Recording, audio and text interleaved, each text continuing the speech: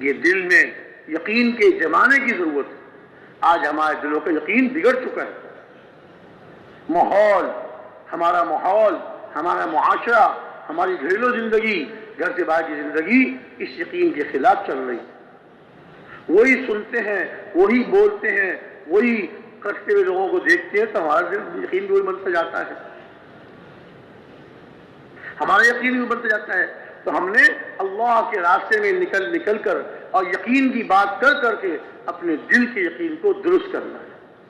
ہمارا دل میں جو یقین ہو گیا کہ حکومت جو چاہے گی وہ ہوگا، فوج جو چاہے گی وہ ہوگا، حاکم جو چاہیں گے وہ ہوگا، ہر چیز نہیں، جو اللہ چاہیں گے وہ ہوگا، جو اللہ چاہیں گے وہ ہوگا۔ آپ دیکھیے اللہ رب العزت نے اپنے پاک کلام میں، اپنی پاک کتاب میں، قرآن شریف میں پچھلی امتوں کے اور پچھلے قوموں کے واقعات بیان فرمائے۔ نجومی نے بتایا کہ تیرے بنی اسرائیل کے گھروں میں ایک بچہ پیدا ہونے والا ہے۔ ہاں، یہاں تک بتا دیا کہ کہاں پیدا ہوگا؟ بنی اسرائیل کے گھروں میں ایک بچہ پیدا ہونے والا ہے جو بڑا ہو کے تیری حکومت کے زوال کا سبب بنے گا۔ اس نے کہا یہ کون سی بڑی بات ہے، میں ابھی حکم جاری کر دیتا ہوں کہ بنی اسرائیل کے گھروں میں جو بیٹا پیدا ہو اسے قتل کر دو، بیٹی پیدا ہو اس کو زندہ چھوڑ دو، اور بیٹا پیدا ہو اس کو ذبح کر دو۔ بنی اسرائیل انبیاء علیہم السلام کی اولاد، انبیاء علیہم السلام کی اولاد، لیکن جب یقین بگڑا، عمل بگڑے، اللہ نے ان پر ذلت کو مسلط کر دیا۔ ایسی ذلت کہ نوزائیدہ بچہ ابھی پیدا ہوا ہے اور ماں باپ کی آنکھوں کے سامنے اس کو ذبح کیا جا رہا ہے، اور کچھ بول نہیں سکتے، آواز نہیں اٹھا سکتے۔ ہائے، بچے سے تو ہر ایک کو محبت ہوتی ہے، بچہ تو ہر ایک کو اچھا لگتا ہے، انسان تو انسان، جانوروں کے بچے بھی انسانوں کو اچھے لگتے ہیں۔ اور یہاں پر کیا ظلم کہ پیدا ہونے والے بچے کو ماں باپ کے سامنے اس کے گھر میں ذبح کر دیا۔ بیٹی ہوتی اسے کچھ نہ کہتے، زندہ چھوڑ دیتے، اور بیٹا پیدا ہوتا اس کو پتہ نہیں کتنے بچے ذبح کرا، بعض جگہ آتا ہے کہ ہزاروں بچے ذبح کرا دیے۔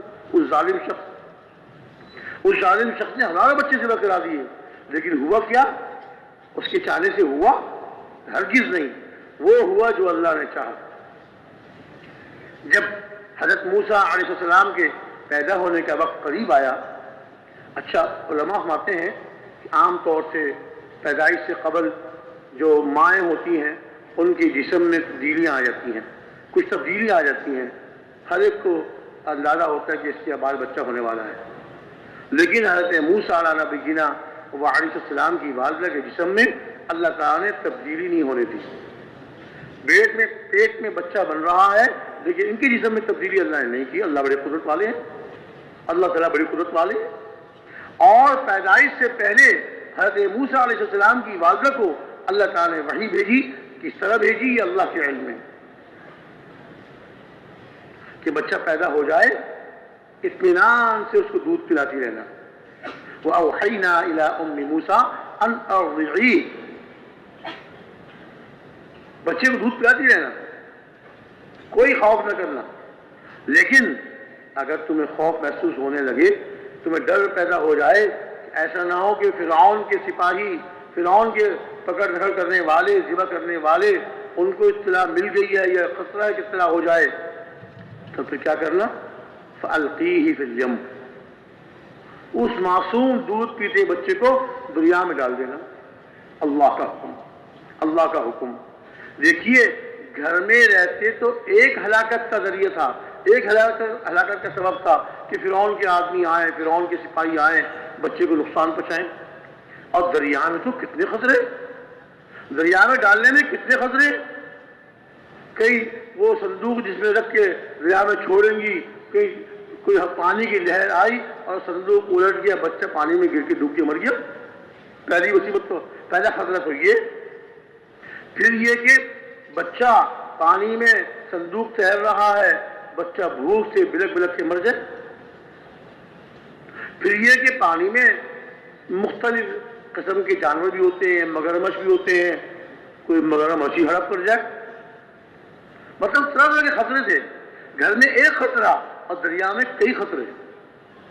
لیکن دیکھیے ہماری آنکھ کچھ کہہ رہی ہو, ہمارا مشاہدہ کچھ کہہ رہا ہو, لیکن جب اللہ کا حکم آ گیا تو اللہ کے حکم میں حفاظت ہے, اللہ کے حکم کی پورا کرنے میں کامیابی ہے.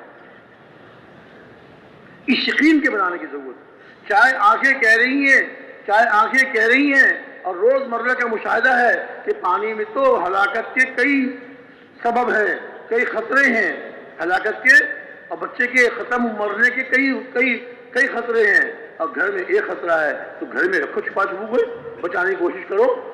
نہیں, اللہ کا حکم آ گیا فَإِذَا خِفْتِ عَلَيْهِ فَأَلْقِيهِ فِي الْيَمِّ. جب تمہیں اس کے بچے کے بارے میں خوف ہو تو اس کو دریا میں ڈال دینا. اور دیکھو دریا میں ہمارے حکم سے ڈالنا اور کوئی خوف نہ کرنا اور رنج بھی نہ کرنا. اِنَّا رَادُّوهُ إِلَيْكِ وَجَاعِلُوهُ مِنَ الْمُرْسَلِينَ. ہم اس بچے کو تمہارے پاس لوٹائیں گے. حکم کیا مل رہا ہے؟ دریا میں چھوڑ دو. اور وعدہ کیا ہو رہا ہے؟ بچے کو تمہارے پاس لائیں گے. اللہ اکبر. جو اللہ چاہتے ہیں وہ ہوتا ہے. اِنَّا رَادُّوهُ إِلَيْكِ. ہمارے حکم سے دریا میں چھوڑ دینا اور دیکھنا یقیناً اس بچے کو ہم تمہارے پاس لوٹائیں گے. وَجَاعِلُوهُ مِنَ الْمُرْسَلِينَ. اس کو اپنا رسول بنائیں گے. علماء فرماتے ہیں مفسرین یہ آیت بڑی عجیب ہے. اس ایک آیت میں اللہ نے دو حکم فرمائے ایک ہی آیت میں, اور دو نہیں, دو چیزوں سے روکا اور دو وعدے فرمائے. اللہ اکبر. 6 چیزیں ایک آیت میں, 2 حکم, 2 نہیں اور 2 وعدے.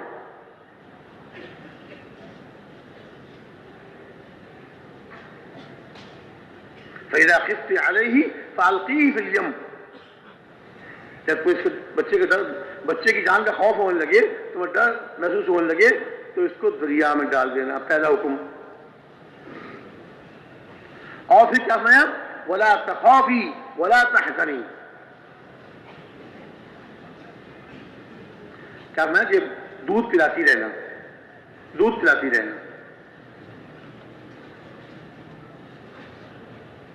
اور جب خطرہ ہونے لگے دریا میں ڈال دینا.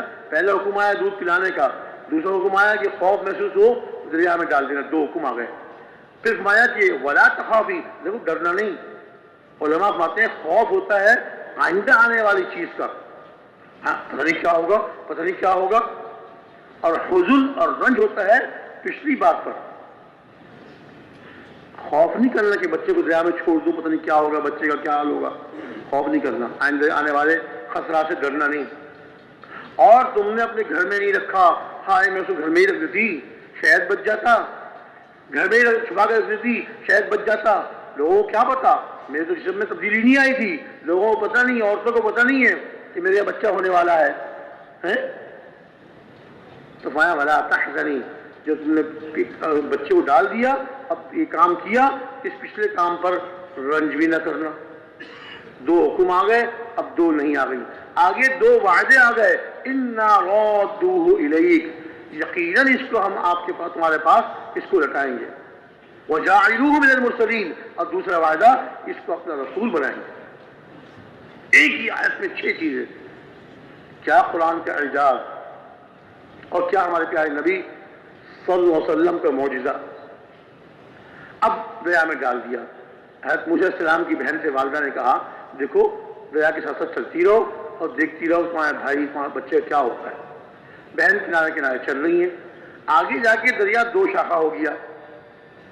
ایک حصہ اس کا محل کے فرعون کے محل کے اندر سے گزر رہا ہے اور ایک حصہ عام چل رہا ہے. اللہ کا حکم کیا ہوا کہ یہ صندوق, دریا بھی اللہ کے حکم کی تابع ہے, دریا بھی اللہ کے حکم کی تابع ہے. اللہ رب العزت کا حکم دریا کو آیا کہ اس صندوق کو لے جا فرعون والے شاخے میں. اب انسان کی عقل کیا کہتی ہے, بھئی اگر اس طرف جاتا نا جو عام راہ ہے تو پھر بھی امکان تھا بچنے کا, اور یہ فرعون اس کا جو دشمن ہے جس نے اس بچے کے خوف سے کتنے بچوں کو ذبح کرا دیا, اس کی محل کے حصے میں جا رہا ہے. اب تو اس کے بچے کوئی امکان نہیں. وہ ذات سب کچھ کرنے والی ہے, اس کے علم میں سب کچھ ہے. دریا کو حکم کیا ملا کہ اس صندوق کو اس شاخے میں لے جا جو فرعون کے محل کے اندر گزر رہا ہے. چلیے جناب, صندوق ہلتے جلتے تیرتے اس شاخے میں جا رہا ہے.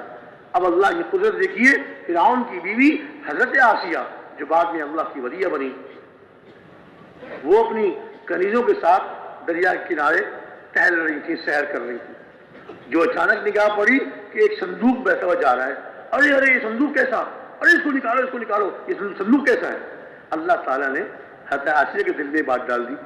اب ہوتا خور چھانگے ہماری دریا میں، ملکہ عالیہ کا حکم ہے بھائی، ملکہ عالیہ کا حکم ہے، ان کا حکم پورا کریں گے، ہمارے وعدے کنارے ہو جائیں گے.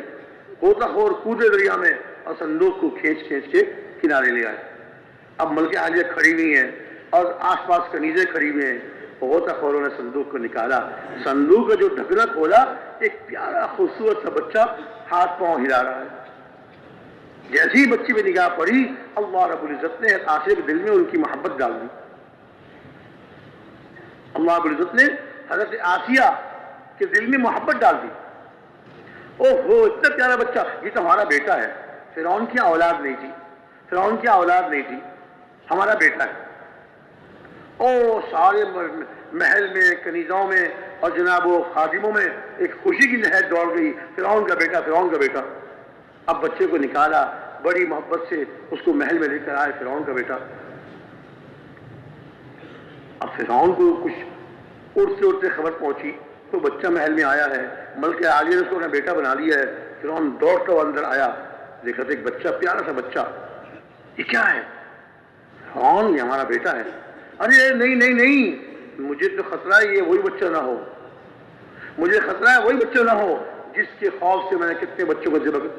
ارے فرعون تجھے کیا ہو گیا، اتنے بچے ذبح کرا دیے، وہ تو پتہ نہیں کب کا ذبح ہو چکا ہوگا، یہ تو ہمارا بیٹا ہے. ہمارے حضرت جی مولانا محمد یوسف صاحب نور اللہ مقدوں کے بارے میں سنا، ارشاد فرمایا کرتے تھے جو اللہ کی نہیں مانتا، اللہ کے حکم کے تابع نہیں ہوتا، پھر وہ بیوی کا تابع ہوتا ہے. اللہ تعالیٰ جو ساری کائنات کے خالق، ان کے حکم پہ نہیں چل رہا تو بیوی کے حکم پہ چلتا ہے. اللہ اس کو بیوی کے تابع کر دیتے. اب آسیہ نے فرمایا نہیں فرعون یہ ہمارا بیٹا ہے. اچھا اچھا ہمارا بیٹا ہے، ٹھیک ہے ٹھیک ہے ہمارا بیٹا ہے. ماننی پڑی، بیوی کی ماننی پڑی. اللہ کا نافرمان تھا، بیوی کا فرمانبردار. ٹھیک ہے ہمارا بیٹا ہے ہمارا. اچھا جی. اب بچے نے رونا شروع کیا، بچے کو بھوک لگ رہی ہے، عورتیں آگے بڑھ رہی ہیں. ظاہر ہے کہ جس ماں کے بچہ پیدا ہوا ہو اسی کے سینے میں دودھ اترتا ہے، اللہ اتارتے ہیں. ہر عورت چاہ رہی ہے یہ بچہ فرعون کا بیٹا میرا دودھ پی لے تو پھر کیا ہوگا، میرے بارے نیارے ہو جائیں گے، فرعون کی میں ماں بن جاؤں گی، فرعون کے بیٹے کی ماں بن جاؤں گی، فرعون مجھے انعام و اکرام سے نوازے گا. حضرت آسیہ کی تو اولاد نہیں تھی، فرعون کی اولاد نہیں تھی، ان کے دودھ نہیں اترا تھا. اب ہر عورت آگے بڑھ رہی ہے. وَحَرَّمْنَا عَلَيْهِ الْمَرَاضِعَ. اللہ تعالیٰ ارشاد مارے ہم نے حضرت موسیٰ علیہ السلام پہ دودھ پلانے والوں کا دودھ حرام کر دیا. معصوم بچے، دودھ پیتے بچے، ان پر بھی اللہ ہی کا حکم چلتا ہے، اللہ کا حکم چلتا ہے. اب جو عورت آتی ہے سینے سے چمٹاتی ہے، پیار کرتی ہے، چمکارتی ہے، بچہ دودھ پی لے، دودھ نہیں پی رہے، منہ دوسرے تو کر رہے ہیں، بڑی کوشش کر رہی ہیں. کتنی ہی عورتیں آئیں، کسی کے پستان کو منہ میں نہیں لے رہے، دودھ نہیں پی رہے. اللہ کا حکم نہیں ہے، اللہ نے منع فرما دیا. بہن کھڑی ہوئی دیکھ رہی سارا ماجرا، کہنے لگی ایک عورت ہے میں اسے جانتی ہوں، اس کا دودھ بہت اچھا ہے، اگر آپ کہیں تو اس کو بلا لاؤں. اور یہاں جلدی جانا، بچہ وہاں رو رہا ہے، بیٹا رو رہا ہے، جلدی بھاگ کے جا بلا کے لاؤ اس عورت کو. اب اللہ تعالیٰ نے ایسی عقل معاف کر دی، عقل میں پردے ڈال دیے کہ جب یہ پہنچی اپنی والدہ کے پاس اور کہا اماں چلو جلدی چلو. کہاں چلو؟ فرعون کے. ارے کیا کہہ رہی ہے؟ ہاں بھائی کو اللہ تعالیٰ نے فرعون کے محل پہنچا دیا اور ملکہ عالیہ نے اس کو اپنا بیٹا بنا لیا اور بھائی کسی کا دودھ نہیں پی رہے، آپ جلدی چلیے. اچھا ٹھیک ہے. جلدی سے اپنا کچھ کپڑے تیار کیے، اپنے کپڑے بدلے، جو کچھ کیا اور محل میں پہنچی. اب وہاں پہنچ کر انجان بن کر، حالانکہ ماں تھی وہ تو تڑپ رہی تھی، ان کے سینے میں کتنا دودھ جوش مار رہا ہوگا، لیکن کیا ظاہر کیا تاکہ کسی کو شک نہ پڑے کہ میں اس کی ماں ہوں. ہاں کیا بات ہے، کیا بچہ دودھ نہیں پی رہا؟ بچہ دودھ نہیں پی رہا؟ ہاں دیکھو تم پلا کے دیکھو، کتنی عورتوں نے کوشش کی ہے، ہمارا بیٹا دودھ نہیں پی رہا، کتنا رو رہا ہے، رو کے ہلکان ہو گیا، دودھ تو پلاؤ اس کو، تم پلا کے دیکھو. آگے بڑھتی ہیں. اب بڑے اپنے نفس، اپنے دل پہ قابو کیا ہوا ہے، دل پہ قابو کیا ہوا ہے. حضرت موسیٰ علیہ السلام کو اٹھاتی ہیں، سینے سے لگاتی ہیں، بچے نے غٹاغٹ دودھ پینا شروع کر دیا. لو جی فرعون کے بیٹے نے دودھ پی لیا, فرعون کے بیٹے نے ایک عورت کو دودھ پی لیا. سارے محل میں خوشی کی لہر دوڑ. بچہ جو رو رو کے ہلکان ہو گیا تھا اب اس نے دودھ پی لیا. کوئی نہیں پوچھا تم کون ہو, کہیں تم بنی اسرائیل کی عورت تو نہیں ہو, کہیں تم بھی تو اس کی ماں نہیں ہو. کسی کے دل میں نہیں آ رہا, کسی کے دماغ میں نہیں آ رہا. اللہ نے عقلوں کو معاف کر دیا. ہوتا وہ ہے جو اللہ چاہتا, قدم قدم پر نظر آ رہا ہے.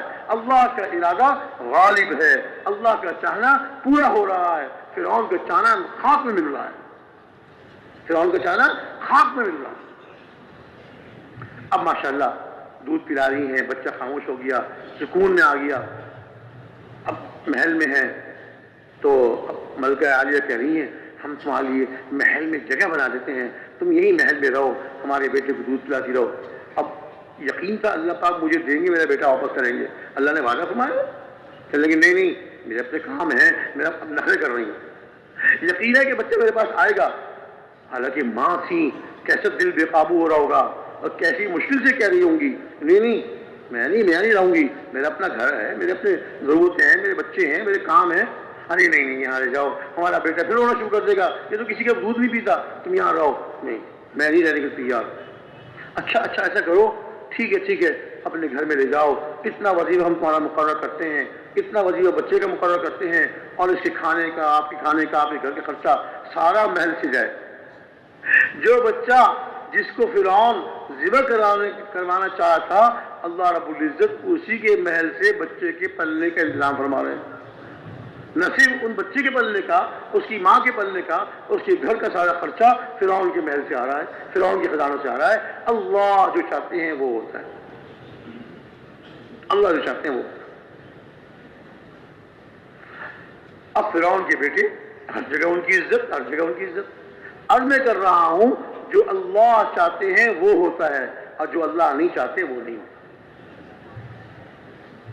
نمرود اللہ کا دشمن, دنیا کا بادشاہ, وہ بھی اپنے آپ کو, فرعون تو اپنے آپ کو رب اعلیٰ کہلواتا تھا, انا ربکم الاعلیٰ, میں تمہارا سب سے بڑا رب ہوں.